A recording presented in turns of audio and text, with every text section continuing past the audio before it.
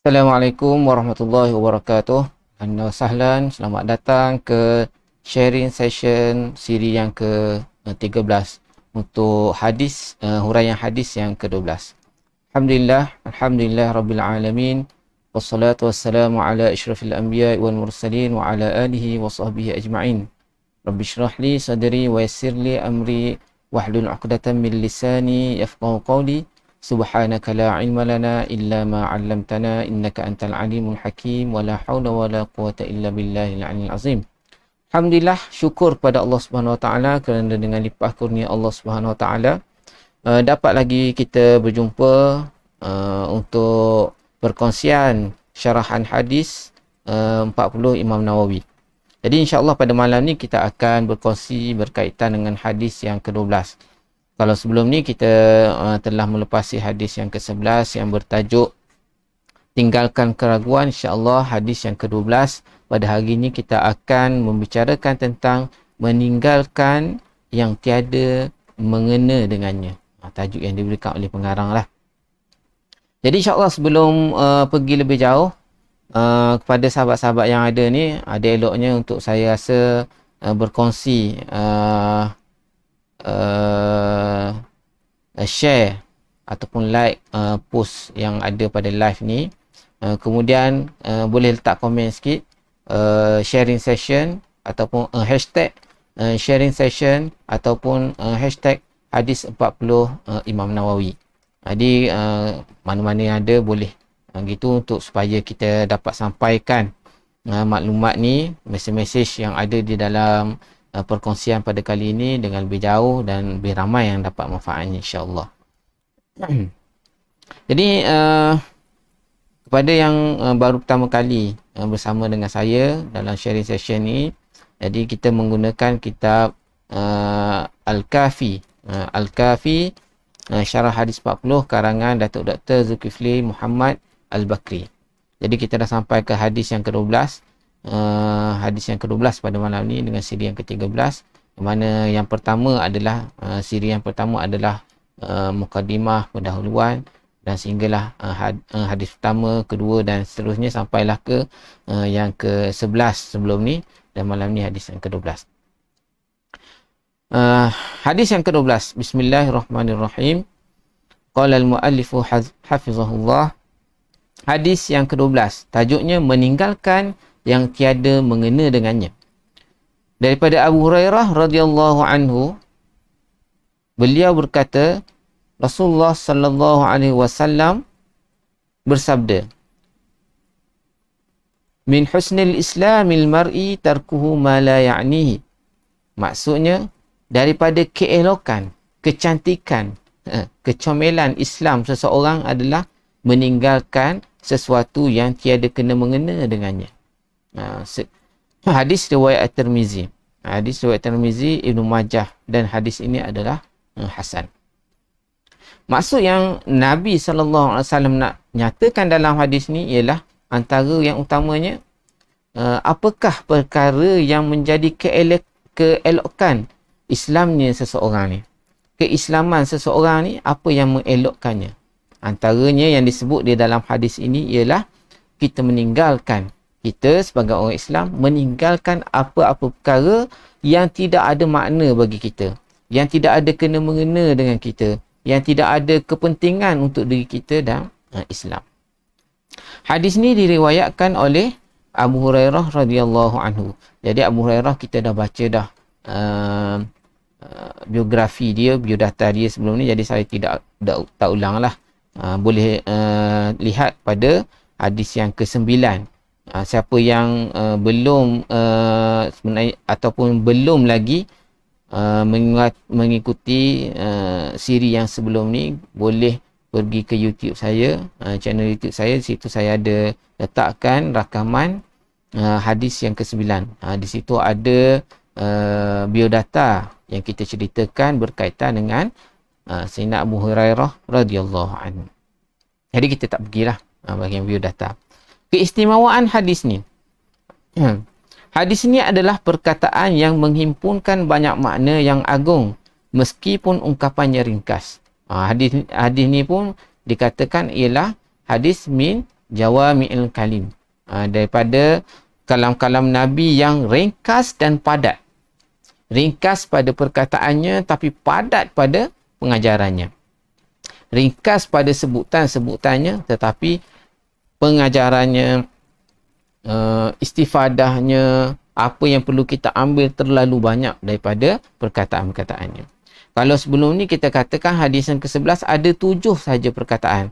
Kalau yang di sini hadis yang ke-12 ni, min husnil Islam al-mar'i, min husni Islam al-mar'i tarkuhu ma la ya'nihi. 8 perkataan yang ringkas-ringkas tetapi padat pengajarannya, insya-Allah. Ini senada dengan perkataan Abu Dzar radhiyallahu anhu yang telah mengatakan bahawa sesiapa yang menganggap perkataannya sebagai sebahagian daripada amalannya, maka dia akan kurang berbicara kecuali dalam hal yang bermanfaat baginya. Betul lah maksudnya. Dalam hadis ni juga merangkumi bukan saja perbuatan kita, malah percakapan kita. Kalau kita tahu beratnya tanggungan terhadap perkataan-perkataan yang keluar daripada mulut kita, sudah pastilah kita akan kurang bercakap, kurang berbicara, kecuali benda-benda yang bermanfaat. Sekiranya benda itu bermanfaat, kita cakap. Kalau tak bermanfaat, kosong saja, kita tak cakap. Itulah sifat orang Islam.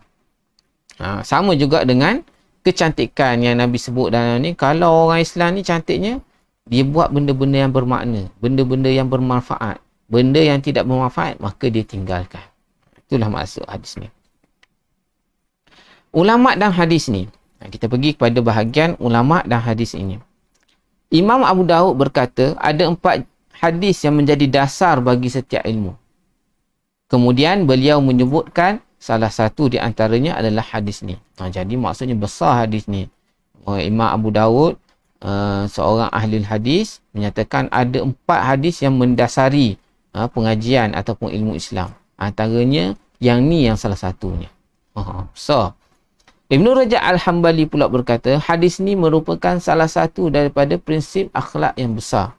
Sudah pastilah benda ni, walaupun ada kaitannya dengan hukum, tetapi sudah pasti akhlak lebih rapat. Hadis ni lebih rapat ataupun lebih membicarakan tentang akhlak kita sebagai orang Islam. Sebahagian ulama' lain pula berkata, bahkan hadis ini telah menghimpunkan keseluruhan agama, kerana dia telah menetapkan supaya meninggalkan sesuatu dan terkandung di dalamnya suruhan melakukan sesuatu. Jadi sebahagian ulama kata hadis ni memang dah merangkumi memang hak ni lah yang Islam ajarnya, iaitu buat apa yang bermanfaat, yang bermakna, yang ada kena-mena dengan setiap orang tu, iaitu suruhan yang Allah SWT minta buat.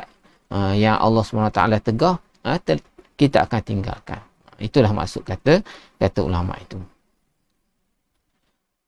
Abi Muhammad bin Abi Zaid, tokoh ulama mazhab Maliki, berkata, himpunan adab dan akhlak yang baik serta pegangannya tercabang kepada 4 hadis dan salah satunya hadis ni. Ini maksudnya sama dengan apa yang telah dikatakan Imam Abu Daud tadi. Ibni Abdul Bar pula berkata, hadis ni menghimpunkan makna yang banyak lagi mulia dengan menggunakan lafaz yang ringkas. Lafaz yang ringkas. Seperti mana kita sebut tadilah, maknanya banyak. Tetapi orang kata apa, perkataan yang dilafazkan oleh Nabi SAW ringkas sahaja. Tapi ini adalah perkataan-perkataan ataupun ulasan-ulasan ulama' apabila ulama'-ulama' meriwayatkan hadis ni, mengajar tentang hadis ni, menghuraikan hadis ni. Ini adalah perkataan-perkataan ulama'. Orang kata apa? Menunjukkan hadis ini sangat penting dan memberi pengajaran, dan sepatutnya kita pegang perkara ni dalam kehidupan kita.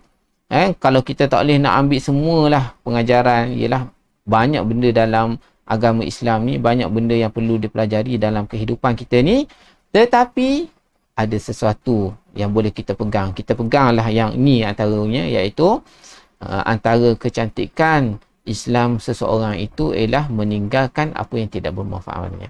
Meninggalkan apa yang tidak bermanfaat baginya. Terusnya kita pergi kepada Hadiyun Nabawi dan Istifadah hadis, pengajaran hadis. Pengajaran hadis ni ada 7. InsyaAllah ada 7.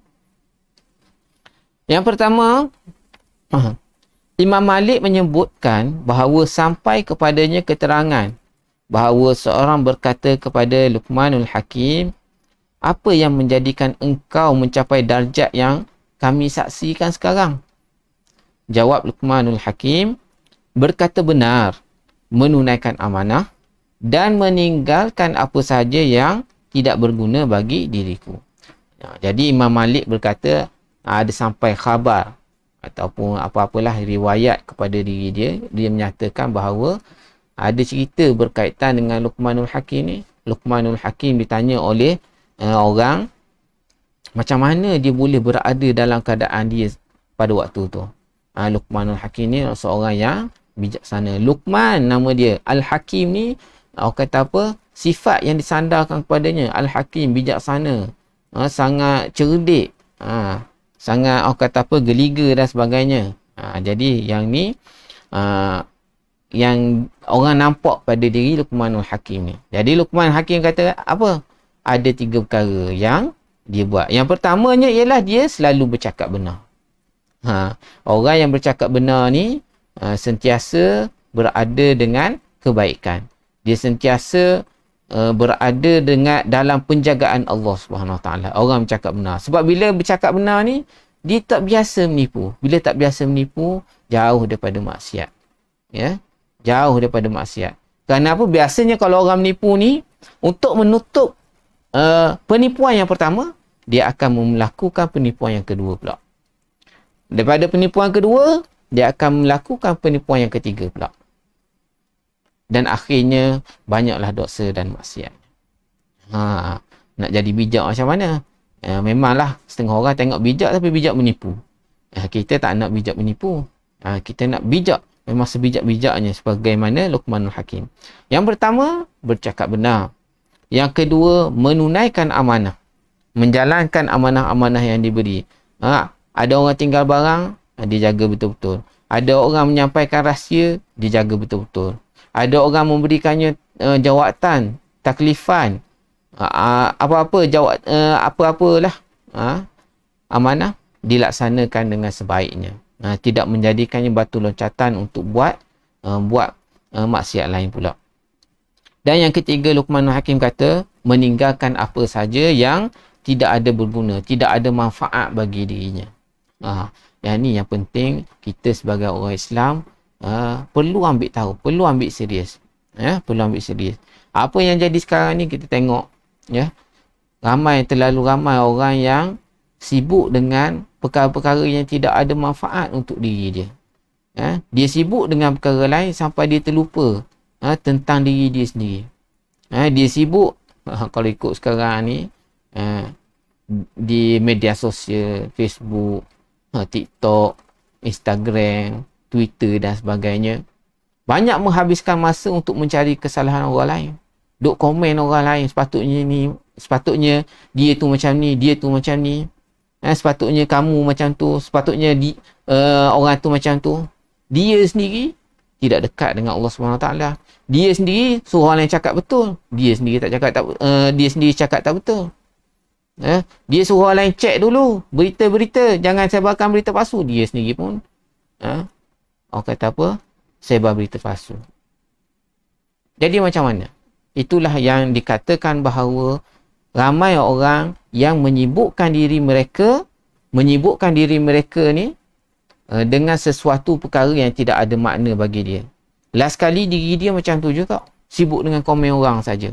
Sibuk dengan menghabiskan masa mengulas benda yang tidak ada kaitan dengan agama dia, tidak ada kaitan dengan akhirat dia, tidak ada kaitan dengan orang kata apa, kepentingan diri dia dalam meraih keuntungan di akhirat. Jadi kita macam itulah. Jadi macam Luqmanul Hakim. Berkata benar, menunaikan amanah dan tinggalkan perkara yang tidak ada makna, yang tidak ada kena-mengena dengan kita, tidak ada beri faedah pun pada kita. Yang kedua pula, Al-Hasan Al-Basri berkata, antara tanda-tanda Allah berpaling daripada seseorang ialah menjadikan kesibukannya pada perkara yang tidak berkenaan dengan dirinya. Hasan Basri kata, antara tanda Allah Subhanahu Wa Taala ni berpaling. Allah berpaling daripada hamba dia ni.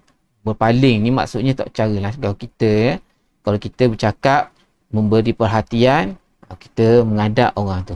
Kalau kita berpaling, itu tandanya kita tidak mahu berkomunikasi. Tak mahu cara lah orang Terengganu kata. Tak mahu cara. Ya? Kalau kita beri perhatian, kita tumpukan, bagi fokus dan sebagainya.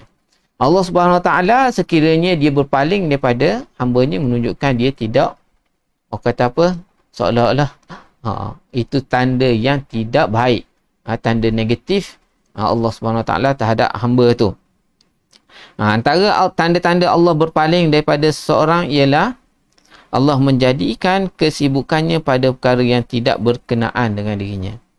Antaranya bila kita sudah jauh daripada Allah Subhanahu Wa Taala, kita akan banyak melakukan perkara-perkara yang tidak ada kena-mengena dengan diri kita, tidak ada datang manfaat kepada diri kita, tidak ada datang keuntungan pun untuk akhirat kita, maka benda itu tanda Allah Subhanahu Wa Taala telah memalingkan diri dia daripada kita. Maksudnya kita jauh daripada Allah Taala. Apabila kita jauh daripada Allah Subhanahu Wa Taala, bagaimana kita nak raihkan keredaan Allah Subhanahu Wa Taala? Bagaimana bila kita berdoa, Allah nak makbulkan kepada kita dalam keadaan Allah berpaling kepada kita. Ya. Ini tanda Allah berpaling. Lainlah kalau tanda Allah sayang pula macam mana?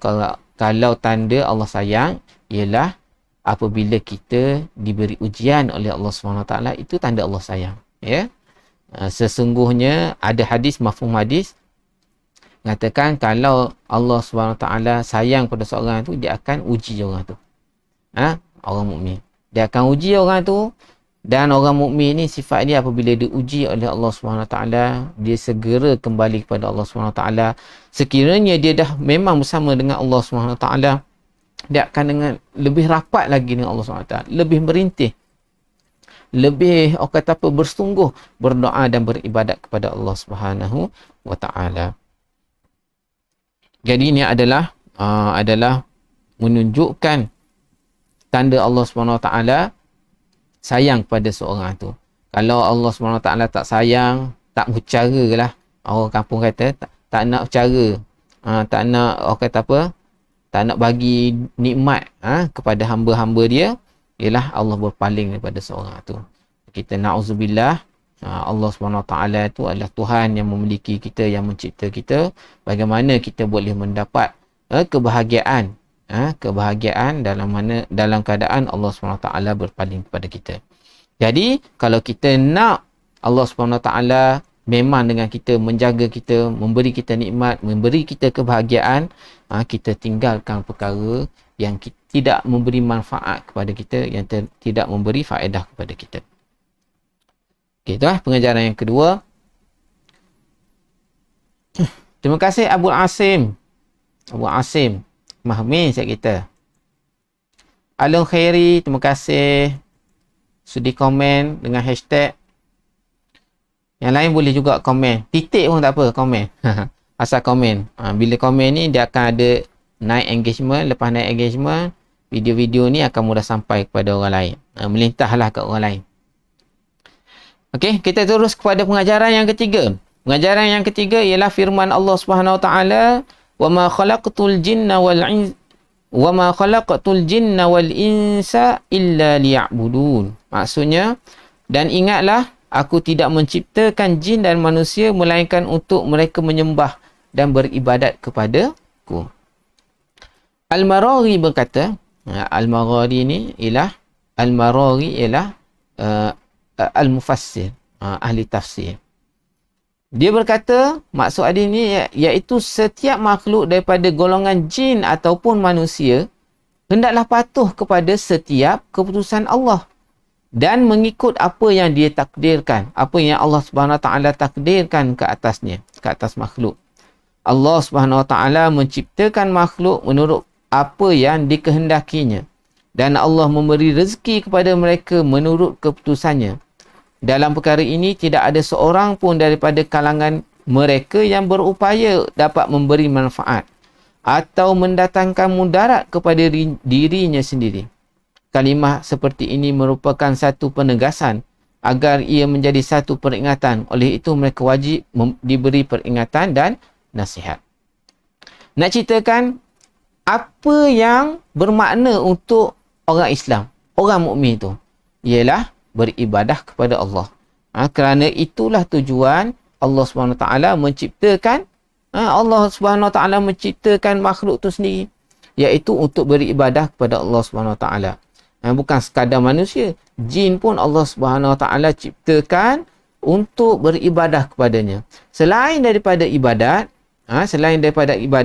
sama ada ibadat itu adalah ibadat khusus, seperti solat, puasa ataupun benda-benda lain, pekerjaan-pekerjaan lain yang kita buat, perkara-perkara lain yang kita lakukan setiap hari adalah ibadat-ibadat yang umum, Selain daripada perkara ibadat khusus dan umum ini, sekiranya kita disibukkan dengannya, kita disibukkan sampai kita lupa kepada ibadat umum, ibadat khusus dan umum ni, maka kita telah lari daripada tujuan kita diciptakan oleh Allah Subhanahu Wa Taala, iaitu untuk beribadat kepada Allah Subhanahu Wa Taala.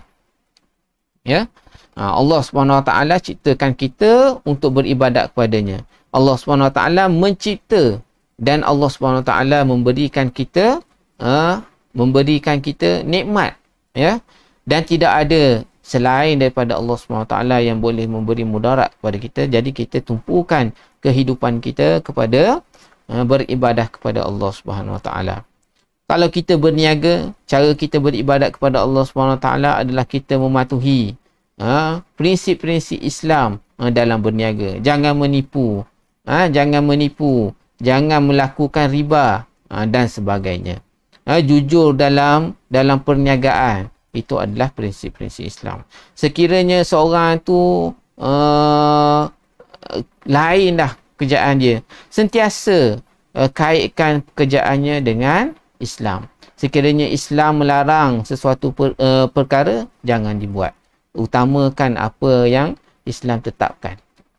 Ya, kerana itulah penghambaan ibadat yang sebenar diri kita kepada Allah Subhanahu Wa Taala. Pengajaran yang keempat pula, dalam Al-Wafi, kitab Al-Wafi menyatakan bahawa Islam amat memberi perhatian kepada keselamatan masyarakat supaya manusia hidup dalam keadaan serasi dan penuh kesepakatan tanpa wujudnya permusuhan dan perbalahan antara mereka. Ya, betul. Sekiranya kita melakukan perkara yang bermanfaat untuk diri kita, untuk agama kita, sudah pasti tidak ada persengketaan, permusuhan, perbalahan kita dalam masyarakat. Hadis ni sebenarnya membawa mesej adab bermasyarakat juga. Ada orang yang sibuk dengan perkara-perkara orang lain, ibarat kata menjaga tepi kain orang lain lebih daripada menjaga dirinya. Menjaga tepi kain orang lain ni ada beberapa kategori. Ada kategori yang kita memang boleh sibuk ambil makna, ambil tahu sekiranya perkara itu melibatkan amar makruf dan nahi munkar. Sekiranya perkara itu termasuk di dalam perkara menyuruh kepada kebaikan dan meninggalkan kemungkaran, jadi kita boleh masuk. Adapun kalau perkara itu adalah perkara yang melibatkan tidak melibatkan perkara itu melibatkan peribadi, orang kata apa, bertolak ansur dan sebagainya, sebaiknya kita tinggalkan. Ya. Yang biasa orang kita sibuk, masyarakat kita sibuk ialah apabila berlakunya perbalahan rumah tangga. Rumah tangga ni, semua orang tahu. Orang yang dah berkahwin khususnya tahu. Rumah tangga mana yang tidak dilambung ombak kan? Tidak dilambung ombak, tidak ditempa badai. Ya. Tidak orang kata apa, sedangkan lidah lagi kan tergigit, apatah lagi dalam rumah tangga suami isteri. Piramli pun dah nyanyi pasal benda ni. Memang ada, kalau nak cari kesalahan mesti ada salah lelaki ataupun salah perempuan, salah suami ataupun salah isteri, memang ada.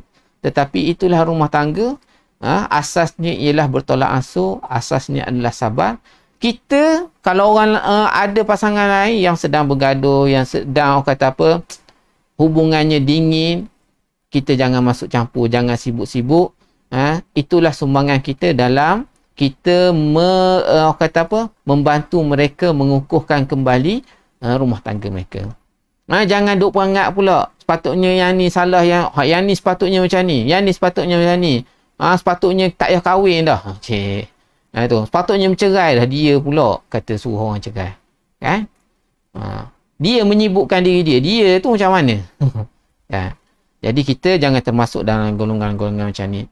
Ini adalah satu hadis yang memberi kita jangan sibukkan diri kita dengan perkara yang tidak ada makna. Kalau kita sibukkan dengan rumah tangga orang lain pun apa maknanya? Kita bawa sepatutnya hal-hal rumah tangga ni, keluarga yang selesaikan sama sendiri, antara pasangan, antara keluarga dan pihak berautoriti. Kita sebagai orang luar, kita janganlah terlalu sibuk sehingga kan kita lupa pada diri kita sendiri. Senang sebut orang lain, sepatutnya tak payah balah benda kecil je. Dia pun gaduh juga benda kecil kan. Jangan macam tu. Yang kelima, pengajaran kelima, Islam juga memberi perhatian terhadap keselamatan individu agar dapat hidup di dunia ini dalam keadaan bahagia, bermesra dan dimesrai. Muliakan orang lain dan tidak disakiti hingga dia dapat keluar daripada dunia ni, maksudnya mati dalam keadaan berjaya.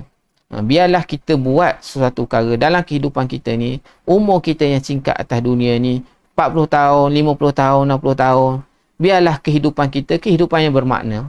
Cuba tanya diri kita sendiri. Umur kita yang 30-an ni, umur kita yang 40-an ni, umur kita yang 50-an ni, apa sumbangan kita terhadap agama? Apa sumbangan kita terhadap umat? Apa sumbangan kita? Cuba kita tanya. Adakah sumbangan kita ni sekadar bekerja atas pekerjaan rasmi yang kita boleh gaji itu semata-mata, ataupun ada sumbangan-sumbangan lain? Ada sumbangan bermakna yang boleh kita bawa bila kita mati nanti? Apa sumbangan kita? Kita sekarang ni banyak disibukkan dengan berbalah dalam media sosial, bergaduh dan sebagainya. Tidak ada makna. Ya, kalau tengok sejarah ulama-ulama dahulu, memang sibuk, kehidupannya memang sibuk dengan ilmu, dengan menyampaikan ilmu, mencari ijtihad, jaga hubungan dengan Allah SWT, membina masyarakat, membina negara dan sebagainya. Sibuk dengan idea-idea yang positif, idea-idea yang memberi manfaat. Kita sekarang ni macam mana? Cuba tanya diri kita. Tepuk dada tanya iman. Tepuk dada tanya iman. Jadi kita cuba tanya diri kita, dengan umur yang telah kita lalui ini, apa sebenarnya sumbangan kita kepada masyarakat? Adakah kita banyak berbalah dalam media sosial, berbalah dengan orang berbanding dengan sumbangan kita dalam kepada masyarakat, kepada perkembangan agama, kepada pembinaan generasi-generasi kita yang perlukan perhatian ni, ataupun macam mana? Kita tanya diri kita sendiri.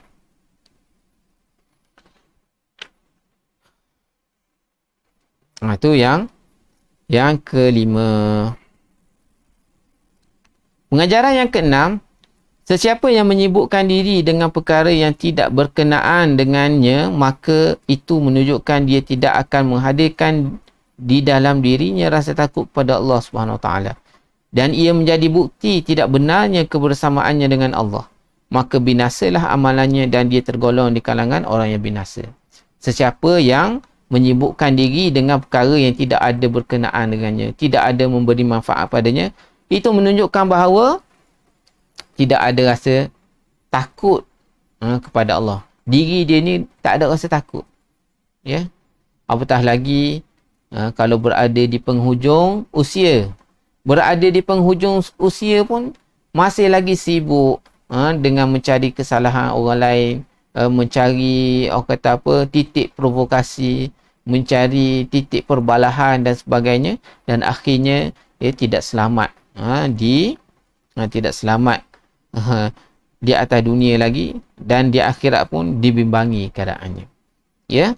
Sebab apa? Sebab pengarang kata kat sini, siapa yang biasa menyibukkan diri dengan perkara yang tidak ada yang berkaitan dengannya, maka dia tidak takut pada Allah Subhanahu Wa Taala sebenarnya. Tidak takut. Tidak takut dengan Allah Subhanahu Wa Taala. Padahal Allah Subhanahu Wa Taala itulah yang perlu kita takut, yang perlu kita segan, yang perlu kita rasa tak kena kalau kita buat yang tidak kita buat yang bertentangan dengannya. Ya. Jadi kena ingat benda tu. Yang ketujuh, terakhir ni, pengajaran yang terakhir, antara kebaikan Islam semuanya terhimpun pada dua kalimah. Firman Allah Subhanahu Wa Taala, "Innallaha ya'muru bil adli wal ihsan." Sesungguhnya Allah menyuruh berlaku adil dan berbuat kebaikan. Sesungguhnya Allah menyuruh untuk kita berlaku adil. Al-adl wal ihsan. Ihsan berbuat kebaikan. Berbuat perkara-perkara yang berfaedah. Membuat baik kepada orang lain. Itu maksudnya ihsan. Iaitulah kalimah adil dan juga ihsan.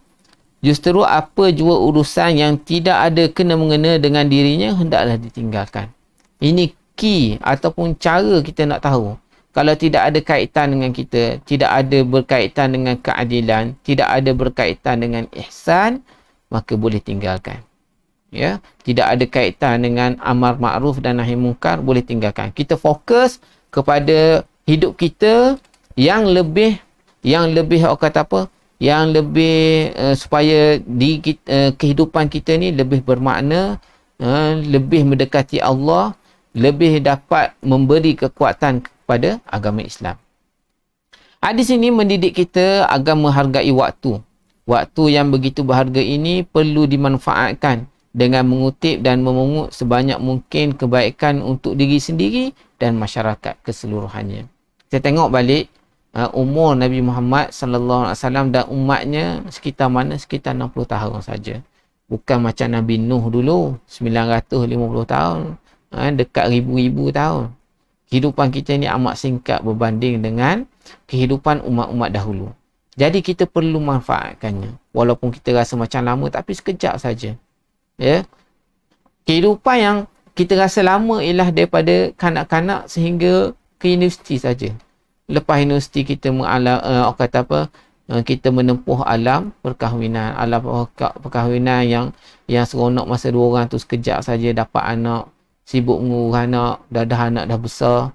Kemudian kita pun dah rasa kita dah tua punya. Baru semalam kita rasa baru lepas sekolah menengah masuk universiti. Atau baru saja rasa macam lepas universiti. Rupanya kita dah banyak dah anak. Anak pula nak kahwin pula dah. Kan? Jadi singkatnya kehidupan kita ni. Jangan lagi dengan kehidupan yang singkat ni kita singkatkan lagi kehidupan yang singkat ini dengan perbuatan-perbuatan yang tidak berfaedah. Tidak ada manfaatnya kepada diri kita dan akhirat kita. Ya. Moga-moga dengan dengan kita baca kitab Imam An-Nawawi ni, kita dapat ambil semangat Imam Nawawi sendiri. Yang mana kita pernah bahas dah. Ya, Imam Nawawi ni umurnya 40 tahun lebih je.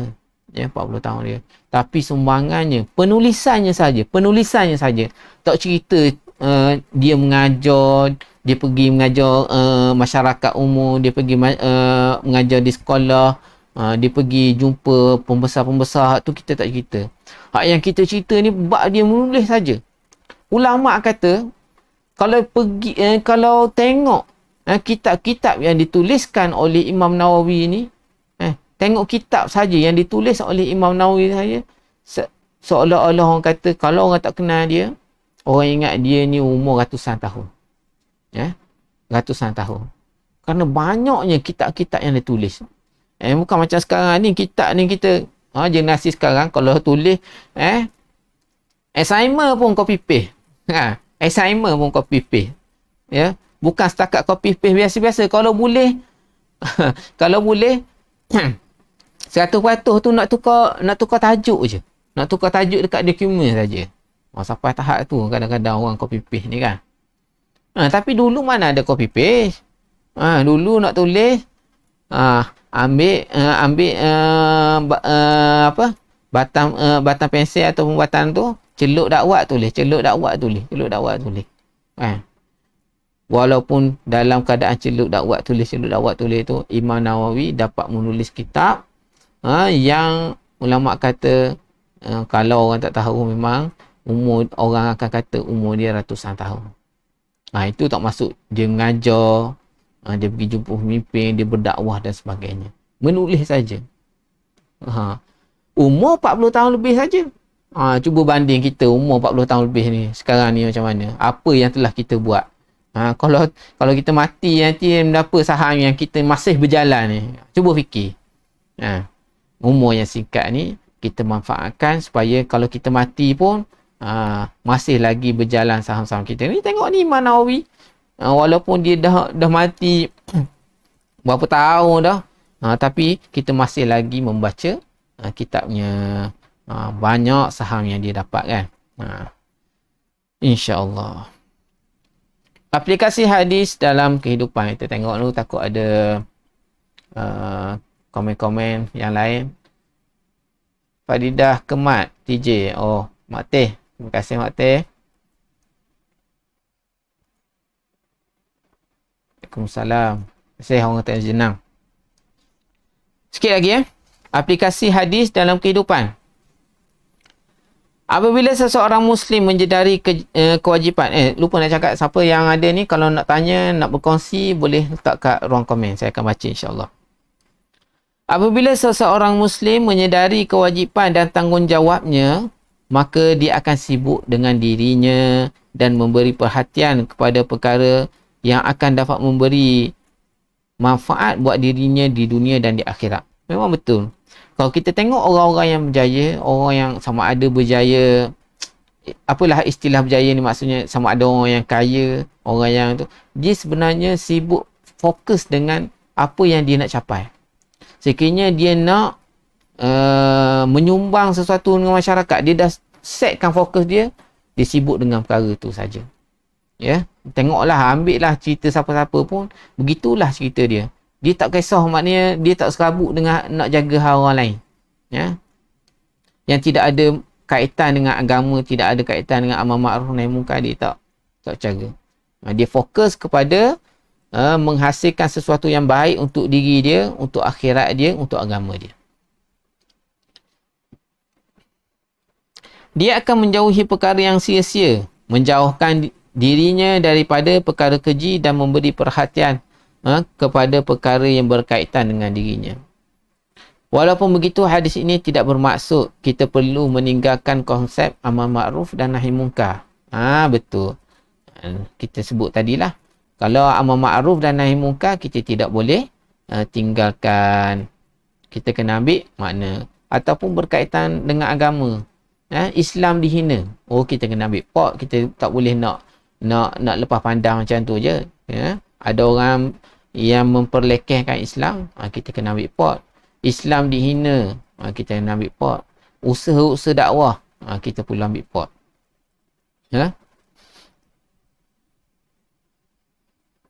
Sebaliknya, perkara itu bergerak seiring dengan hadis ini kerana tuntutan tersebut tidak bercanggah dengan hadis ini. Cakna kita kepada kemelut dan musibah saudara kita untuk dibantu adalah tanda akhlak yang mulia. Perhatian seperti ini digalakkan berdasarkan hadis man lam yahtam bi amril muslimin falaysa minhum. Siapa yang tidak mengambil berat berkenaan dengan urusan orang Islam, maka dia bukan daripada kalangan mereka, bukan daripada kalangan orang Islam. Jadi maksudnya orang Islam ni sentiasa cakna kepada orang Islam. Apatah lagi sekiranya dalam melibatkan musibah, kemeluk, kesusahan dan sebagainya. Macam kita sekarang ni berada di dalam situasi pandemik COVID-19 ni, ramai orang yang susah. Jadi kita tolong setakat mana yang kita boleh. Kita kalau boleh tolong promosi, tolong promosi. Kalau boleh tolong beli, tolong beli. Kalau orang tu berada di posisi yang tinggi, dia selesaikan dengan cara dia duduk di posisi tinggi untuk bantu orang yang macam ni. Jangan susahkan. Dan dalam masa yang sama, kita cuba bantu orang lain yang cuba membantu. Kita tak boleh nak bantu. NGO ramai yang turun membantu orang yang susah ni. Kita tidak boleh membantu, kita tolong derma. Kita tolong promosi mereka supaya orang lain juga menderma. Kan? Baru betul orang Islam macam tu. Marilah kita bantu saudara-saudara kita di negara-negara yang bergolak dan memberi bantuan makanan, perubatan, pakaian dan keperluan hidup mereka. Antara yang penting hendaklah antara perkara yang penting hendaklah apa yang dilakukan itu akan menatijahkan pahala daripada Allah Subhanahu wa taala. Hak tu yang penting. Kita jangan orang kata apa, melakukan sesuatu yang tidak menatijahkan pahala. Boleh bantu saudara-saudara se-Islam kita ni negara-negara yang mundur, yang susah dan sebagainya. Dulu saya pernah pergi ke Sudan, dapat merasai suasana di Sudan. Memang benar negara dia memang banyak yang susah. Kalau nak beli makanan asasi pun, nak beli gandum untuk dibuat roti pun terpaksa beratur. Sekarang ni lagilah susah. Di Syria pun sekarang ni mata wang jatuh merudum menyebabkan barang-barang tu tak mampu nak dibeli oleh sebahagian orang. Jadi keadaan sangat susah. Kita boleh bagi bantuan. Apatah lagi mereka yang terlibat dengan pelarian, kem-kem pelarian. Ada sahabat-sahabat yang telah pergi kem-kem pelarian. Sama ada kem pelarian orang Syria, sama ada di Turki ataupun Lebanon. Begitu juga dengan kem pelarian di Sudan. Ada juga di Sudan. Sahabat saya pergi masa misi kami di Sudan hari tu, pada tahun 2018 ada pergi. Kawasan-kawasan pelarian, kawasan kemah pelarian ni kawasan yang sangat-sangat dhaif. Sebab itulah sebahagian NGO antaranya saya sebut sini Peduli Insan. NGO Peduli Insan baru ni, sahabat memang yang pernah belajar di Syria, cuba membantu rakyat-rakyat Syria yang berada di kem-kem pelarian. Ada 2 kem pelarian yang utama.